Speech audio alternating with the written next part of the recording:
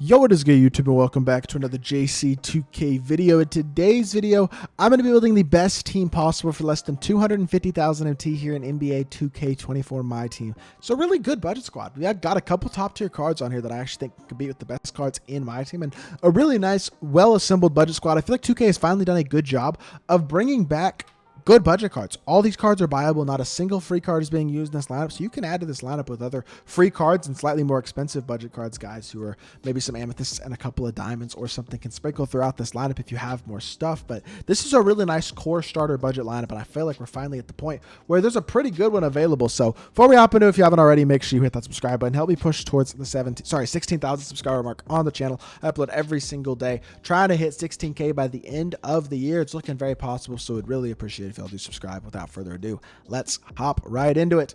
Going to be starting off with the point guard position, and I'm going to go with Derek White. I think this one's unsurprising. 13 KMT for a really good defensive point guard with a nice release who moves pretty well. Can dunk the ball wide open and play makes at a solid level. Is really, really nice. He had multiple chances to get to higher than Amethyst. Unfortunately, the Celtics kind of choked in the end-season tournament, losing a couple of games that would have been really nice wins for Derek White.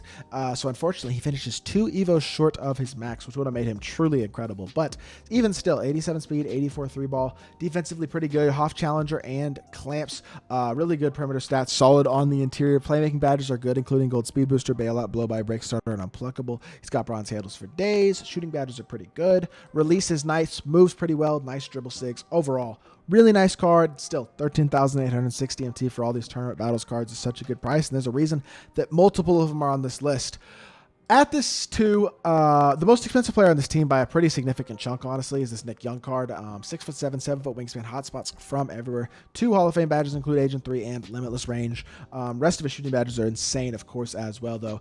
He's super duper complete. Playmaking badges are really good, including gold bailout, blow by handles for days, speed booster, unpluckable. Defensively being not too bad either. He's not a great defender, but he's not bad. Like, he's about as good as Brandon Roy defensively. I feel like this card, this Nick Young, he's the 4th best shooting guard in the game right now. 84,000 MT for a top 4 shooting guard in the game, and one of the best shot creators in the entire game, period. Elite shooter, elite slasher, MJ dribble style, and one of the best releases in my team.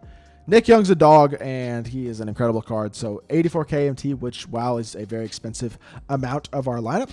It's worth it, I think. Jared Wallace, also not super cheap, 29,400 MT, one of the more expensive players on the team as well. 6'7", 6'10", wingspan, 88 speed, 87 excel. Defensively, very good, 95 driving dunk as well. Playmaking-wise, I'm a fan. Defensively, I like the card a lot.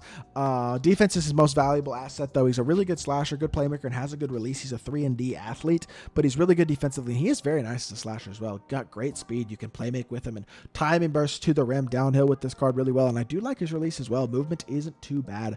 I like Gerald Wallace a lot, and I think the 29,400 MT is actually a very, very solid price.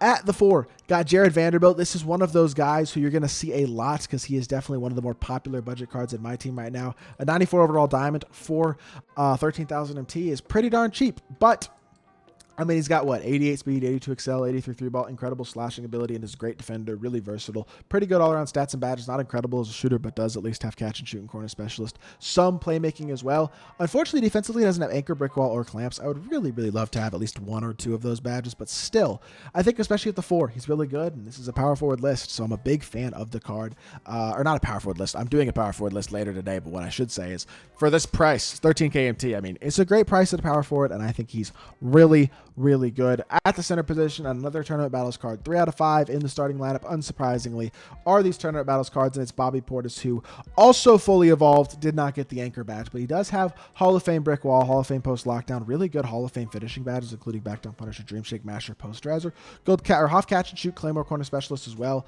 and then box up beast brick wall post lockdown. Defensively, he's pretty good even without anchor. He rebounds the ball really, really well. He boxes out really well. He's very strong. He drop steps a lot better than you'd think. Plays a lot better on the interior than think. His release is great as well. Good size, 6'11", 7'2" wingspan. I think people think of Bobby Portis as a little bit of an undersized big in real life, but in my team, this card does not feel undersized. He is really, really good for his price. Backup point guard is going to be Larry Hughes, one of the only Sapphires on this list, but he's also one of the best Sapphire cards in the entire game. 6'5", 6'8" wingspan, 86 speed and excel, 80 shot 3, 75 driving dunk. Defensively, very, very solid. Doesn't have speed booster, doesn't have great shooting badges. He can dunk, but he's not an incredible slasher. This is the more well-rounded point guard option for the cheap price point, 10,000 MT. You could go with an Emerald Brandon Pajemski as well, and he'd be a really good option for even cheaper than this Larry Hughes card. He's a lot more offensively focused at the point guard position, though, so he is definitely another option, and honestly, he fits pretty well on this team.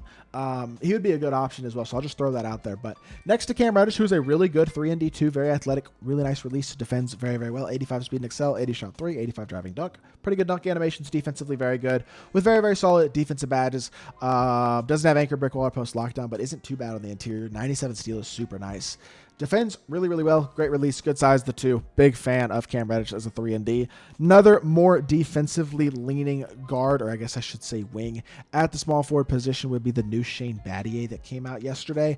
This Shane Battier card is very, very good. Elite 3-and-D wing in my team. Always has a pretty good release, and then defends very well. Shoots the ball pretty darn well as well. With 83 speed, 85 3-ball, 80 driving dunk, high enough ball handle to time burst. Pretty good shooting badges. Great defensive badges. Really good defensive stats. Good size at 6'8" with a 6'10" wingspan and a good release. He's the 3-and-D budget beast that we always know the Shane Battier is probably going to be. This year is certainly no different. Backup power forward is one of the more expensive cards in this team, actually. So Sharif Abdur-Rahim, 42 KMT, is actually the second most expensive card. You could 100% start him over Jared Vanderbilt, and I wouldn't argue with you. I think you could go either way. One thing that Sharif does have going for him is he has silver anchor, brick wall, and clamps. Jared Vanderbilt has none of those badges at all. He shoots the ball pretty well. He's not quite as athletic as Vanderbilt, and he's not quite as versatile, I'd say, as a playmaker, but he's a decent enough playmaker off the pick and pop with a ball handle, shoot, and time burst. He's a pretty good slasher, has a nice enough release, and defensively he's versatile and good. 6'9" at power forward. I'm a fan, and we have it in the budget, so I think he's a really good card as well. And then backup center is going to be Jonas Valanciunas, who did get an Evo all the way up to Diamond. Pelicans lost in the semifinals a couple days ago to the Lakers, but Valanciunas wound up getting evoed up into a really good big. 74 speed, 83 3-ball, decent dunker, pretty good defender, has silver anchor, half box out beast, brick wall, back down punisher, bully, drop stepper, masher, post spin. He's got bulldozer. Like, he is really, really solid on the interior on both ends of the court, and he shoots the ball pretty well. He's not much of a playmaker, and he's a little on the slower end, but overall, for 13 KMT as a backup big, a guy who's defensively good, really good on the interior on both ends, and shoots the ball pretty well, really can't complain. Overall, this team winds up costing about 235,000 MT, so under the 250k MT mark, and it is a really, really great starter squad in my team. Obviously, it would take some time as well to have these cards evoed up, but I'm sure y'all probably have some of these cards evoed up anyway. I mean, these cards have been very prevalent for the last few weeks, especially these guys, Derek White, JV, Portis, Jonas to a slightly lesser extent, but still, really good squad. And I mean, 250 KMT, I feel like 2K's done a pretty good job where we finally have pretty good budget cards, and this is actually a pretty competitive, decent team. Like, you could win some games with this squad for sure. So that is gonna do it for this video. I hope y'all did enjoy. If you did, make sure you hit that like button, leave a comment, and subscribe.